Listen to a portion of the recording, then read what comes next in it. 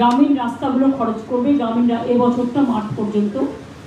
আর এমপিদের ইনস্ট্রাকশন দিয়েছি তারা গ্রামীণ রাস্তায় 1 কোটি টাকা খরচ করবে। এই 1 কোটি টাকা স্কুল খরচ করবে স্কুলের জন্য, যেখানে স্কুলগুলো খারাপ হয়ে গেছে, আর 4 কোটি টাকা তার এলাকায় গ্রামীণ রাস্তার জন্য খরচ করবে। বাদ বাকি আমরা পঞ্চায়েত ডিপার্টমেন্ট থেকে সার্ভে করে দেখে নেব যতটা সম্ভব করতে পারবো। 3 হচ্ছে আমরা 11 লক্ষ বাড়ি ডিসেম্বরে ছাড়ব। 3 বছর কেন্দ্রীয় সরকার আমাদের গ্রামীণ আবাসে কোনো টাকা দেয়নি, তাছাড়াও 1,70,000 কোটি টাকা আমরা পাই। এছাড়াও প্রতি বছর ডিবিসির জল ছাড়াই ম্যাগনেট ফ্ল্যাট তৈরি করা হয়। ঝাড়খণ্ডে বৃষ্টি হলে আমাদের চিন্তা হয়, বাংলার বর্ষায় বাংলায় বন্যা হয় না, ঝাড়খণ্ডের জলে প্রতি বছর বাংলায় বন্যা করা হয়। আর আমার মনে পড়ে 2009 নয় 2099 2000 ওই সময়টা হবে, আমি তখন রেলমন্ত্রী ছিলাম, আমার বাড়িতে জল ঢুকে গেছিল 1 কোমর। সেই সময় লাস্ট এতটা জল ছাড়া হয়েছিল। তারপর থেকে আমরা গভর্নমেন্টে আসার পর থেকে আমরা কিন্তু কন্টিনিউয়াস মনিটরিং করি। এইবারই প্রথম আমি দেখলাম এতদিন বাদে এখন ডিবিসির জলটা নাকি জলশক্তি মন্ত্রক থেকে ছাড়া হয়, ফলে তারা আমাদের না জানি যেভাবে জল ছেড়েছে। এবং কালকেও আপনারা আমার সাথে অনেকেই ছিলেন, দুর্গাপুর ব্যারেজে আপনারা বাঁকুড়ায় দেখে এসছেন বর্জরায় জলের স্রোতটা কিভাবে আসছে। এখনো খানাকুল 1, 2, উদয়নারায়ণপুর, আমতা, উলুবেড়ি ওই দিকটা এবং ঘাটাল অনেকটাই জলের তলায় আছে। আমি ভিজিট করে আসার পর, আমি ভিজিট করবার আগে মিনিস্টাররাও গিয়েছিলেন, তারপরে চিফ সেক্রেটারি নিজে গিয়েছিলেন। তারপরেও আমরা পুলিশ থেকে চলছে কিচেন, অ্যাডমিনিস্ট্রেশন থেকে চলছে, ঘাটালের কিচেন চলছে পঞ্চায়েত ডিপার্টমেন্ট থেকে। এছাড়াও আমি আমার দলের পক্ষ থেকেও ড্রাই ফুডের প্যাকেট সব পরিবারকে পাঠানোর ব্যবস্থা করেছি।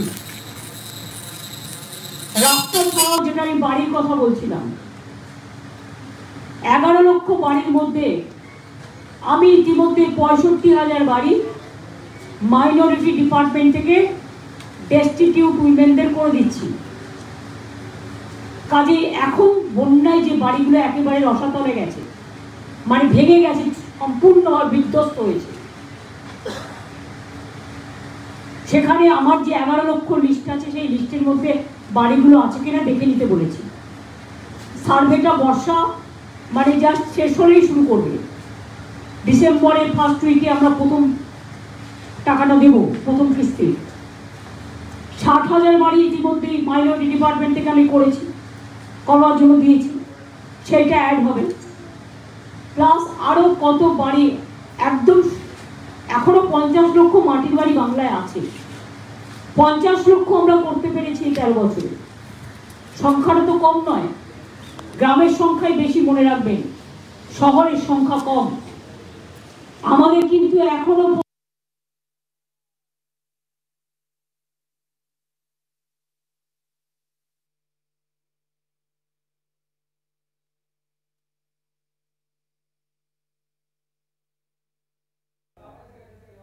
গ্রাম ভিত্তিক এবং শহর কলকাতা এবং কয়েকটা মিউনিসিপ্যালিটি ছেড়ে দিলে সবটাই কিন্তু গ্রাম। অনেক গ্রামের মানুষ আজ পাকা বাড়ি করে নিয়েছেন নিজেরাও। গভর্নমেন্ট থেকেও আমরা 50 লাখ করে দিয়েছি এবং এবার 11 লাখ হাতে নিয়েছি। তাতে 60,000 আমার যদি বাঁচে, মাইনরিটি ডিপার্টমেন্টের টাকা, সেটাও গভর্নমেন্টের টাকা, প্লাস আরও 1-1.5 লক্ষ। পিএইচকে আমি বলে গেছি, পিএইচির কাজ করবার জন্য যেখানে যেখানে সারা পশ্চিমবাংলায় রাস্তা ভেঙেছে পাইপ দিয়ে যাওয়ার জন্য, সেগুলো আগে সারাবে, তারপরে আবার জমি দেবো, টাকা দেবো। পাওয়ার ডিপার্টমেন্টকে বলা হয়েছে জলটা কমে গেলে পাওয়ার টোটালটাই যাতে রেস্টোর হয় অনেক জায়গায় হয়েছে, অনেক জায়গায় জলের জন্য হয়তো তারগুলো সারাতে পারিনি, কারণ অনেক সময় ইলেকট্রিকিউট হয়ে যায়, বিদ্যুৎকরণ হয়ে যায়।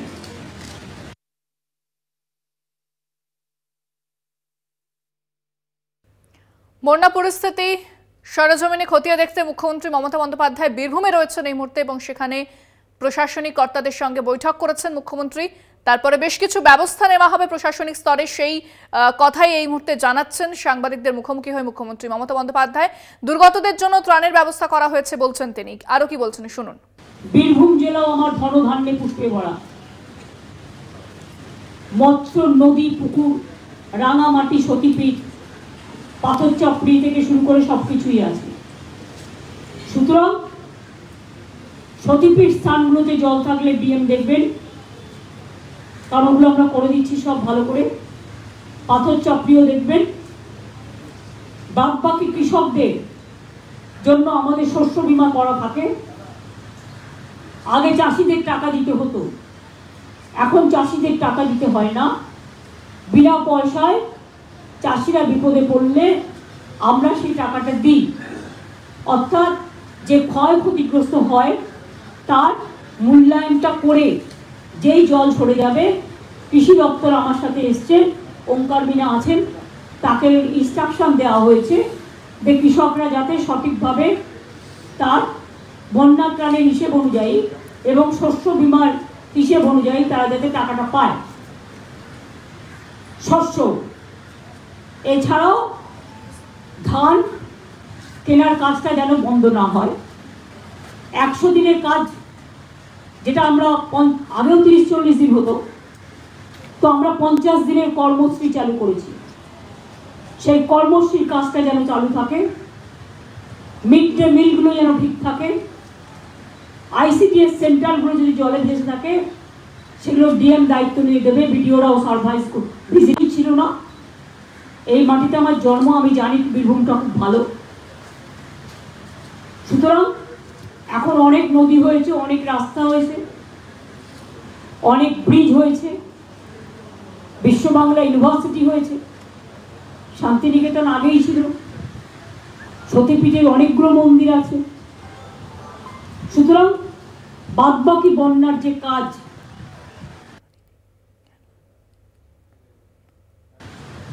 যতক্ষণ মানুষ গৃহ ঘরে ফিরতে না পারে তার জন্য খাবার তৈরি করে দেওয়া, মানে বিশেষ করে রিলিফ সেন্টারগুলোতে যারা আছেন এবং তাদের জিআর আমরা বলি, বন্যার ত্রাণে তারা একটা রিলিফ।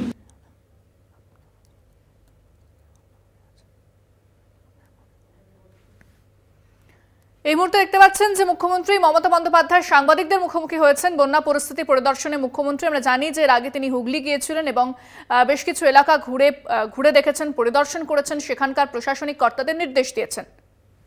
সেগুলো ছাড়াও এটা দেওয়া হয়, সেগুলোর দিকে নজর দিতে বলেছি।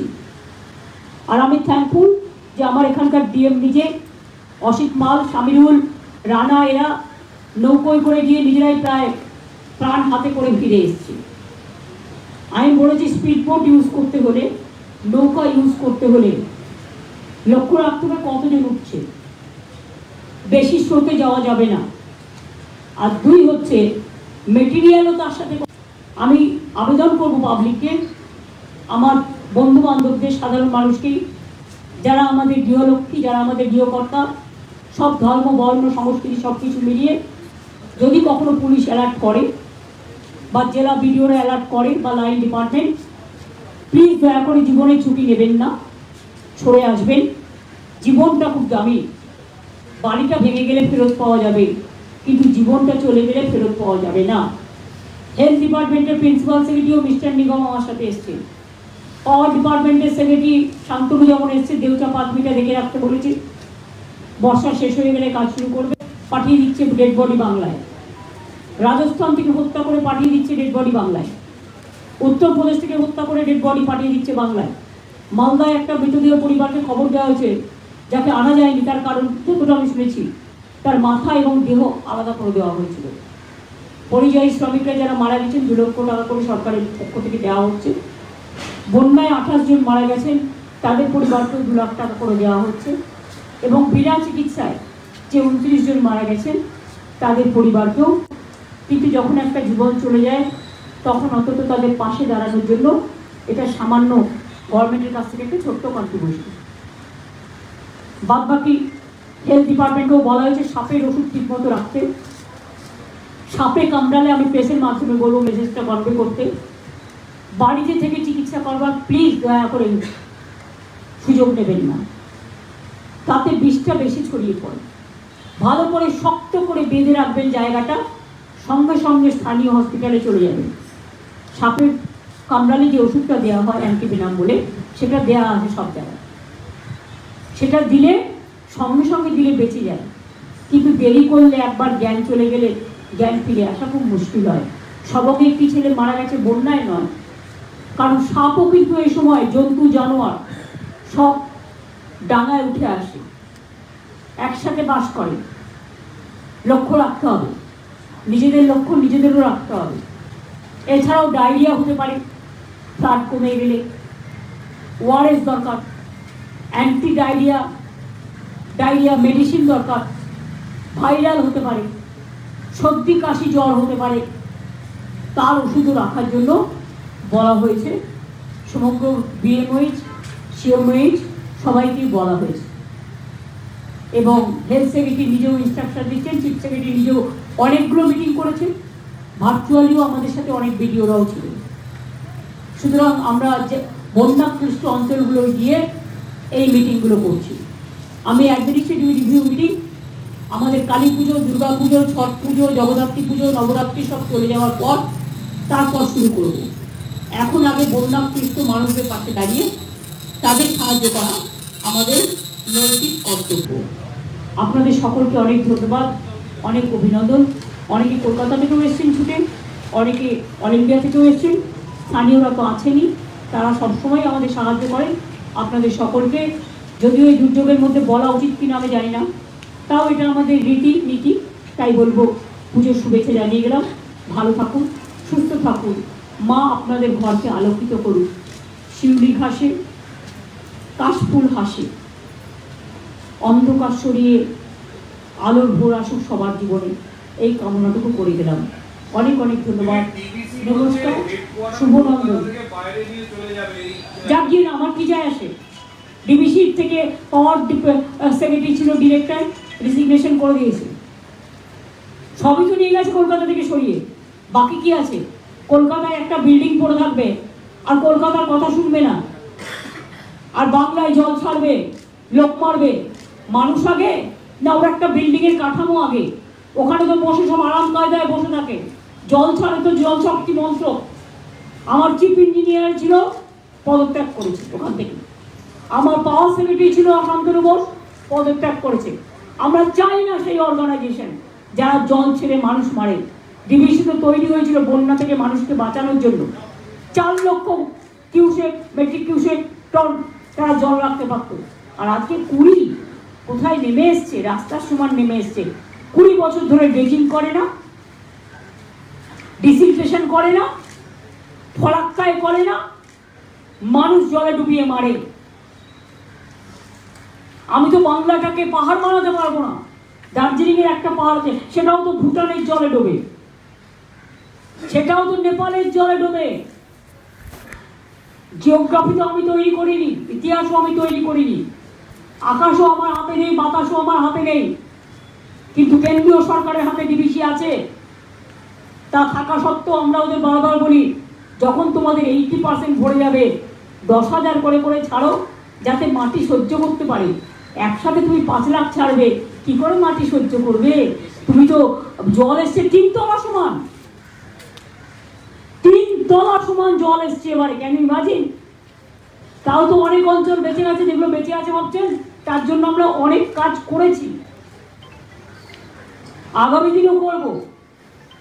কিন্তু যতক্ষণ ডিবিসি, আমি শুনেছি ওটা এখন কর্পোরেট হয়ে গেছে, শুধু পাওয়ার বিক্রি করে, এবং কিছুদিনের মধ্যেই খদ্দের ঠিক আছে বিক্রিও করে দেবে। যেমন রঘুনাথপুরে ইসিএল একটা প্ল্যান্ট বিক্রি করে দিচ্ছে, প্রাইভেটকে আন্দোলন চলছে। এগুলো মাথায় রাখবেন। রেলের কি অবস্থা? আদৌ তো ডিরেল, এভরিডে ডিরেল। ডিএনএর ওয়ার্ল্ড রেকর্ড করেছে। এখন তো কেউ কিছু বলেন না আপনারা। আমি যখন চালাতাম সুন্দরভাবে বাংলাকে 2 লক্ষ কোটি টাকার প্রজেক্ট দিয়েছিলাম, তখন একটা আশ্রয় বেরোলে এবিপি আনন্দে বড় বড় বেরোতো সারাদিন। আর রাজ্যে রোজ ডিএল হচ্ছে, মানুষের safety security is in danger, ট্রেনে চড়তে ভয় লাগে। কোথায় রেল মন্ত্রী, কোথায় জলশক্তি মন্ত্রী, কোথায় এরা? শুধু ভোট চাইতে আসলেই হবে? বিপদে মানুষের পাশে থাকতে হবে, এটা মাথায় রাখবেন। অনেক অনেক ধন্যবাদ, নমস্কার।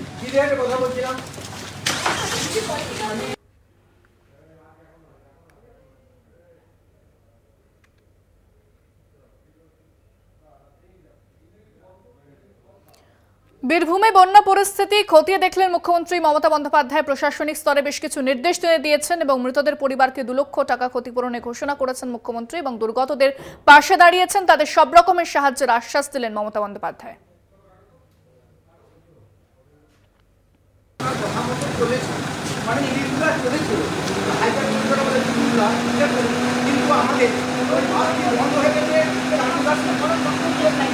আমি সিএসকে বলে দিলাম, পাঁচটি বন্ধ করেছে ম্যানেজার আর ওই চেয়ারম্যান। আমি ট্রান্সফারটা বলেছিলাম, ট্রান্সফার সঙ্গে সঙ্গে ম্যানেজারকে ফোন করেছিল, চেয়ারম্যানকে ফোন করেছিলেন। চেয়ারম্যান বলছে হ্যাঁ করেছিলেন,